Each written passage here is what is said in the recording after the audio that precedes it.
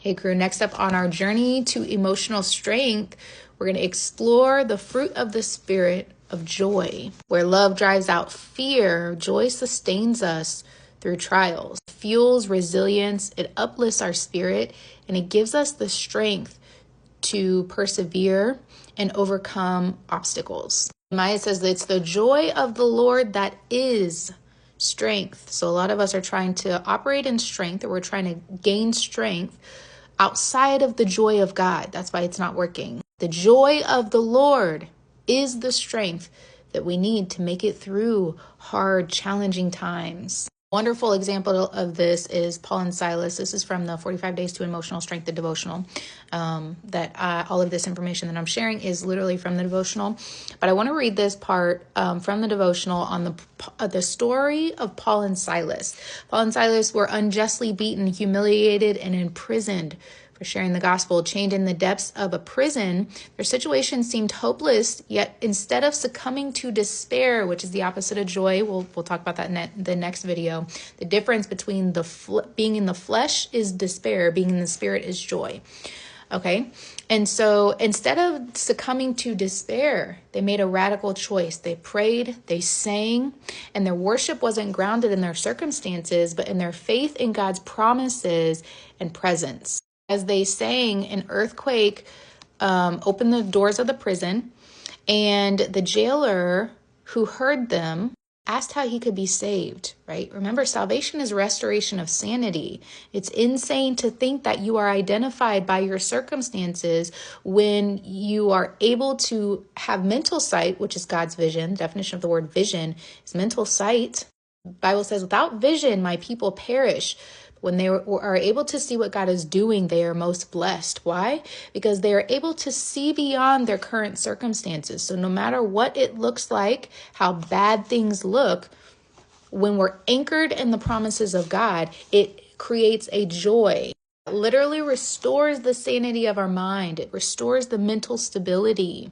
Through the power of the Holy Spirit, yes, we learned in 30 Days to Renewed Mind that it's the Holy Spirit's role to change our perception of life, to change how we see what we're looking at. The Holy Spirit changes how we perceive our obstacles.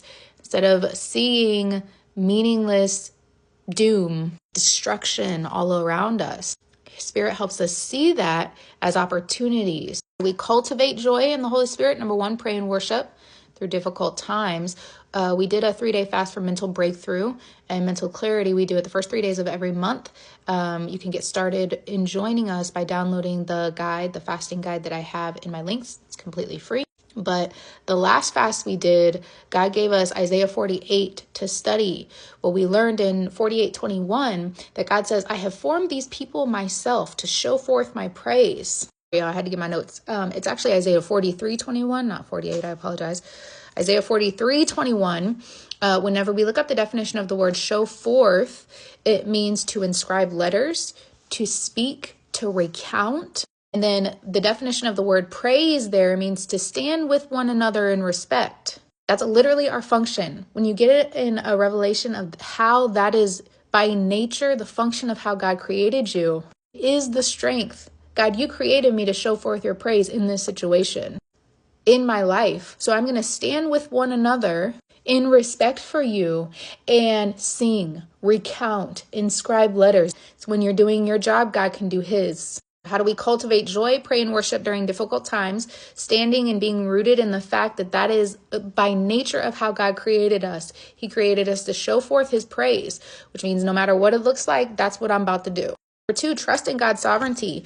We discussed in 30 Days to Renewed Mind how a strong base of belief is built on two things, trust and experience. How willing are we to trust God, and how many experiences do we have to pull from? So in the beginning, a lot of us don't have a lot of experiences of God coming through for us. This is why hearing other people's testimonies is very powerful. Until we get to a place where we have our own experiences now to pull from. Trusting is being willing to relinquish our control, to take our hands off of a situation, to stop interfering with the way that God does things. We explored the cycle of belief in the previous video, When we're rooted in fear and we're rooted in love, those create completely different systems and cycles of belief.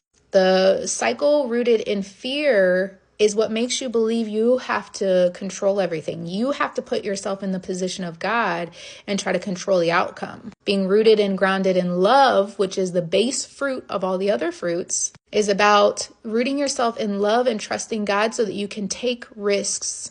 Joy flourishes when we surrender control and trust God's plan. Holy Spirit reassures us that God is in charge, even when it feels uncertain or painful. How does the Holy Spirit do that? By changing the view that we have on the situation, by changing the view of life that we have. And then number 3, seeing the obstacles through God's perspective. Holy Spirit enables us to see challenges as opportunities for growth and testimony. Instead of viewing obstacles as barriers, we begin to see them as ways to glorify God and deepen our faith. The thing I want you to know as we unpack the pillar of joy is that joy is the strength. So anytime you are feeling weak and you're looking for strength, it's joy that you need.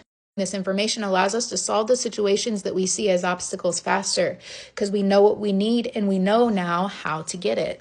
It's also revealed as the battle strategy that God gives us when it comes to the wall of Jericho and in 2 Chronicles 20, when the praisers, the worshipers are put ahead of the people who are fighting in the battle. And they sing, Lord, you are good and your mercy endureth forever. They're leading the state of being in a state of joy, which is the biggest battle strategy we can have, guys, okay? So here's a couple reflection questions you can ask yourself when it comes to joy. In the next video, we will be discussing the danger of life without joy.